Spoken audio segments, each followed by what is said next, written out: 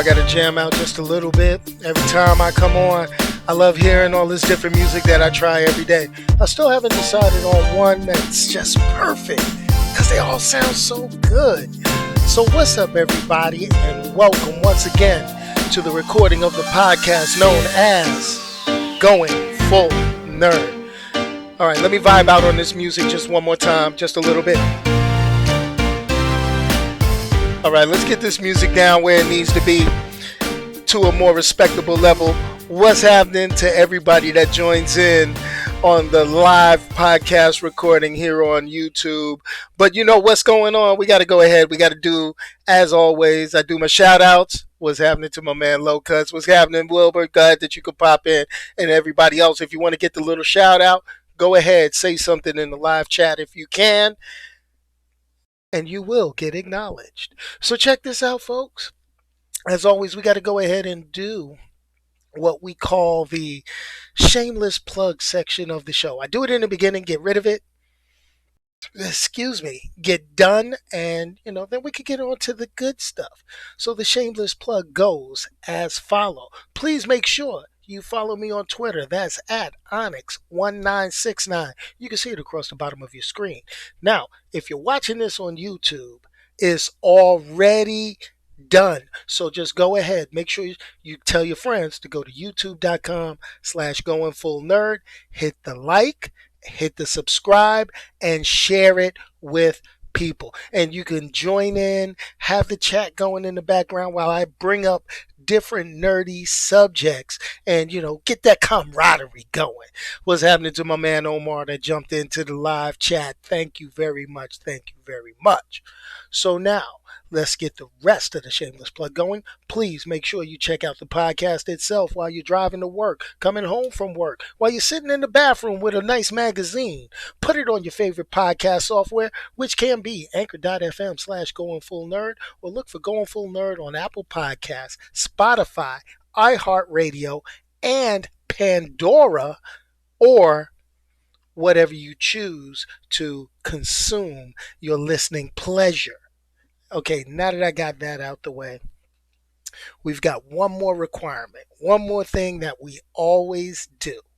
So let's talk about the top 5 box office this weekend when it comes to movies. Now, just to kind of clarify for a lot of people, because I know a lot of people sent me questions about, well, why didn't you talk about the Oscars last week? I don't watch every movie. I only watch the nerdy stuff. I watch the stuff that appeals to me or even appeals to the audience.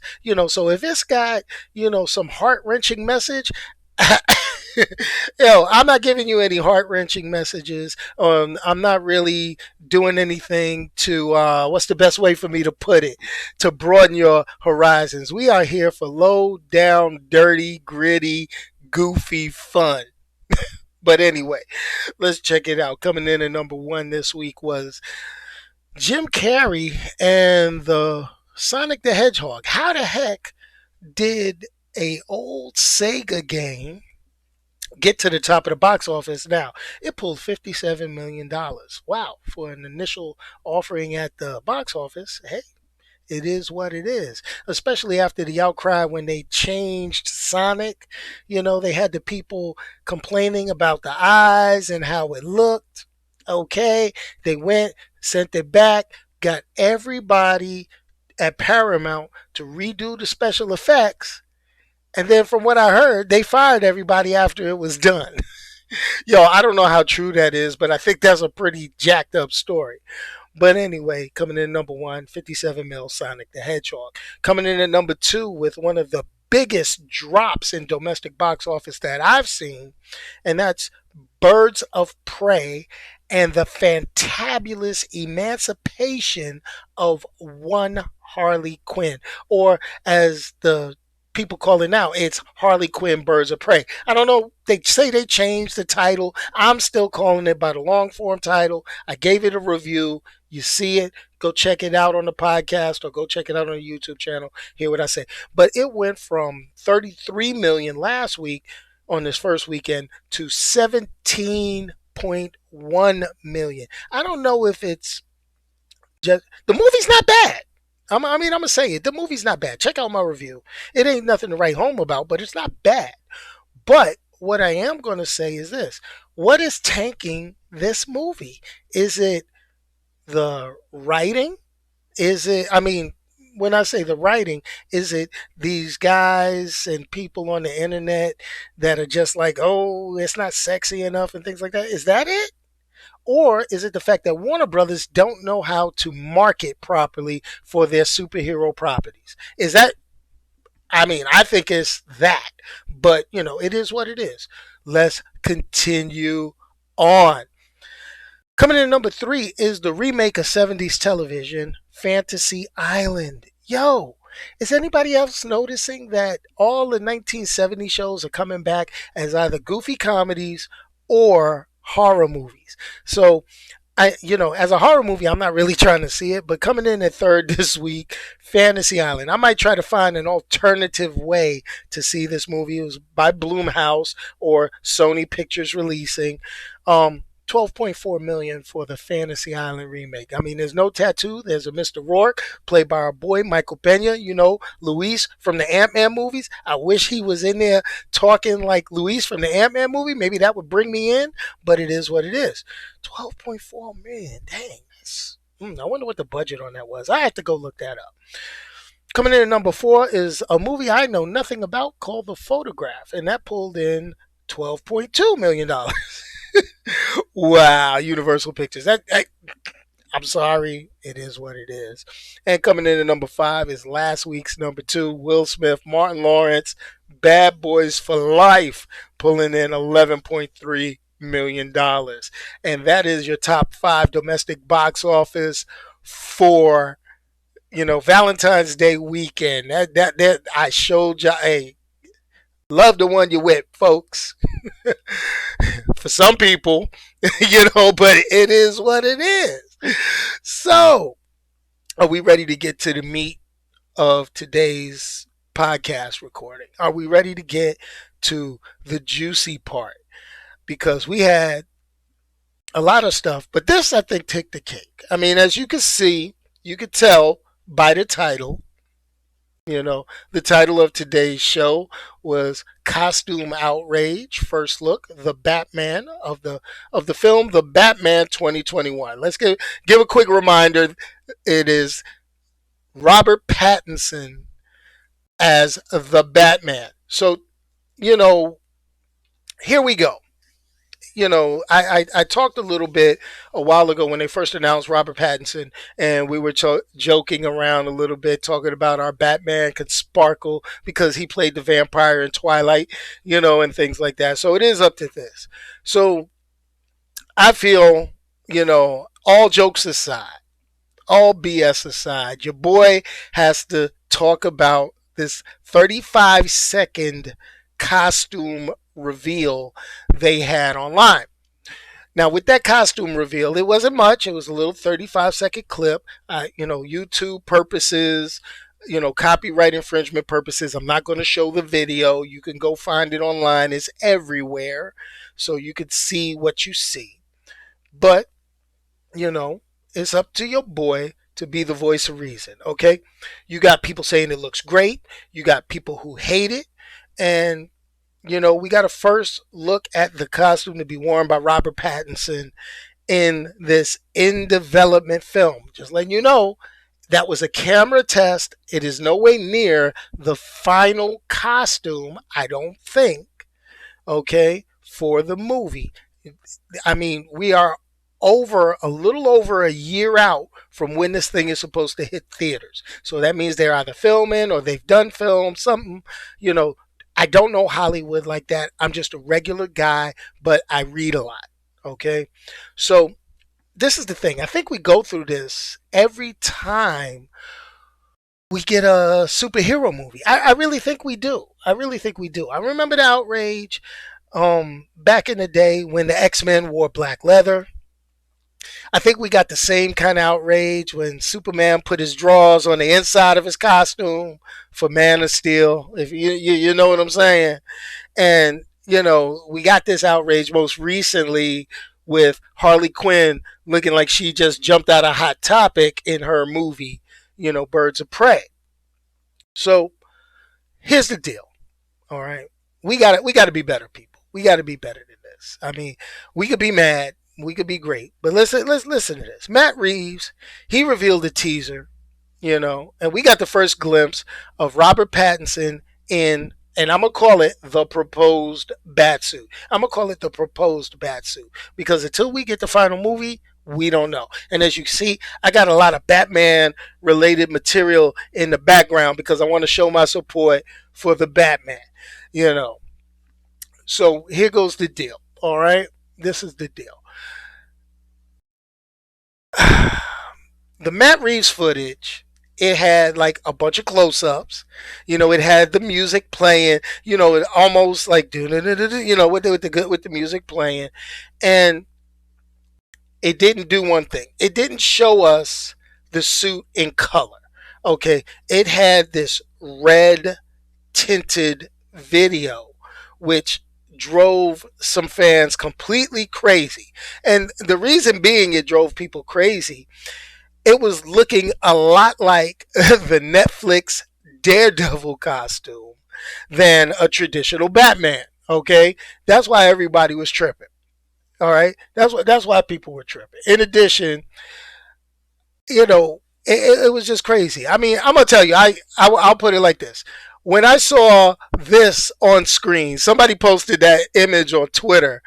I thought I would lose it, and the captions that read on it were like, "Yo, come on, Warner Brothers, y'all not even trying." It's like, because I remember a few months ago they were auctioning off the Daredevil and the Marvel Netflix studio props, costumes, and all that stuff. I kind of think that maybe somebody from Warner Brothers went over there and bought it up and said, "Yo, I'm gonna need to use this, homie. I got a movie coming out. I need to do a couple of things." But the similarities were kind of funny. I thought it was, I joke, I laugh, but you know, you see it, you can't unsee it. So it's funny. It's funny, but maybe they'll have to go ahead and get a good lawyer. I got a card from a good lawyer. Maybe they want to call these guys to make sure, So, sorry, podcast people. You're going to have to go to the YouTube channel to catch that last little joke I just did so you can see what I did on screen. But, the thing is, some people are liking it. Some people say they got some good close ups and it looks good. Some people, like my man Wilbur mentioned, he said a lot of people have seen the references to it, saying that it looks a lot like the Arkham Batsuit from the video games, which is more of an armored look, armored tech like look. But what I am going to say, the one thing that really kind of got me is that, in looking at the picture of Robert Pattinson, let me bring that Daredevil comparison up one more time, and looking at that, if you look at him a little bit, he's looking kind of skinny, and it makes me think he might need like a bat cookie and some bat milk to fill out. He might need to hit the gym. And look at the forehead so far because they didn't show everything. His forehead is looking huge. It's looking like he got an airhead in this picture. But I'm not gonna. I'm not here to downplay and clown on it. I'm looking forward to hopefully seeing a decent film. So, I don't know. Maybe I just got used to Ben Affleck. Being a little bit heavier set, a little chunkier Batman. I don't know. Christian Bale worked out. He got a little ripped for it. So it is what it is. I don't know. I don't know. But this is what we're getting now. We're getting another Batman reboot. We're not getting another Green Lantern movie. We're not getting a Flash movie yet, I hope. Okay? We're not getting a Cyborg movie. The dude that plays Cyborg, is he doing anything else? Because it's like after they tanked that with the Snyder cut, Yo, I think he at the unemployment office. That's why he keep hashtagging release the Snyder Cut. But anyway, but this is the deal. The costume itself, when looked in at detail, okay, we can kind of think about a couple of things. Now here goes the thing, and I'm gonna let's bring this picture up. Like you look at it, there's some stitching on the cowl. If you get a high res picture, you can't really get it on here, but if you get a high res picture and look at it, it's got stitching on the cowl, which means this could be a first attempt at a bat suit by the character. Okay. Second, either intentionally or not, they did not show the iconic bat ears that you see. You see my shirt, but they didn't show the iconic bat ears on the cow. So we don't know if they're the short ones, the long ones, and just like we mentioned, Omar mentioned in the inside the chat, and I know this too, is this is supposed to be a year one Batman. Sort of like when Batman Begins, but how many times are we going to go ahead and reboot this story and get so many different takes on it? It is what it is. Lastly, we got one more popular theory about this bat suit, okay? And that is when you look at the images in the high res picture, the logo, the bat logo, the iconic bat logo seems to be made out of a gun. Now, that is a twist. People are like, whoa, wait a minute. Batman wouldn't have a gun on his chest. Well, here goes the thing. Okay. Now, the theory, I'm going to say it's a theory because we don't know. The movie's not out yet. The movie's not even finished yet. Some fans, they believe it to be the gun that belonged to Joe Kit Chill, the mugger who killed Bruce's parents. Now, that could be kind of crazy. But let's take a look at it real quick for those online. And as you can see, it looks like a gun cut in half. I think I need to make this bigger. Let me go ahead, make this a little bit bigger. And if you look at it, it looks like the handles, or is it the thing, of a gun, forged into a chess piece, which now that's pretty darn interesting. That's something to think about, right? And you would think that that's an original idea.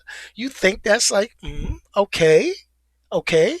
But here goes the thing. If you go back to, I forget which writer did it, which comic book it was, but they say that the bat symbol, let's talk, it's the traditional round yellow, like on my hat in back of the picture. They say that Batman actually got the gun from the mugger who killed his parents, melted it down, and it's a metal piece behind the yellow bat on that particular bat costume. And the whole purpose of having the yellow was to draw gunfire because people, if he's in an all black costume with that big yellow spot, that's a target. So it's people have said in the past that that's to draw fire, and that's probably the most heavily armored part of the Batman, even though we've seen him get shot and all that good stuff. Okay. I could dig that. I could dig that. So, don't know, but I think a lot of people prefer the guns as the bat symbol rather than the bat nipples from previous Batman movies from the 90s. So I mean, your choice. You can complain all you want. You're gonna have either the bat guns or the bat nipples. It is what it is. I mean, me personally, I prefer the bat guns over the, George Clooney bat nipples. I mean, the rubber suit. I mean, it is what it is. So that's just something to think about. Now, here's the thing. For some people, that could be a little intense, but that's, this is supposed to be a serious, Batman is a serious comic book character. I know we're all used to the Adam West, the joking, the Bat 2C, the Bat Shark repellent, and all that other good stuff, but of what I grew up on, laughing and enjoying Batman. But if you go to the comic books, Batman's a serious character. All right, Batman is a serious dude. He's a detective. He's a ninja. He's a fighter. He's always scheming. He's a billionaire philanthropist. Oh no, that's Iron Man. But he still, falls into the same thing. Whew. But it is what it is, folks. So here's the thing. Before I make judgment on Robert Pattinson, I got a joke about the sparkly Batman. We got a joke a little bit about him being kind of skinny, looking like he need a cookie. He needed to work out a little more for the role, gain a little weight, okay? But I can tell you that I do know, and I see the questions popping up, who's going to be the villains? Who's going to be in it? I can tell you this. Okay, couple of things that have been seen on set through pictures that we've seen online during filming. This is the thing. Colin Farrell. You remember Colin Farrell? Colin Farrell played Bullseye in the Daredevil movie in which Ben Affleck played Daredevil, right? Well, Colin Farrell is playing the Penguin in this movie. They've shown him he's not your fat, waddling around penguin, but he looks real gangster.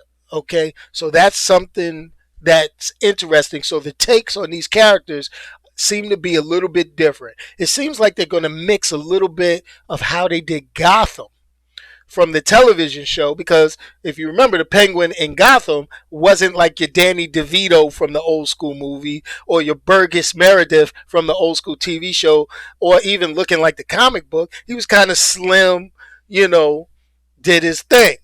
So we don't know how that's going to be. Yes, I can concur with my man Omar. Colin Farrell might be a little too tall, but it all depends on how they play out the character.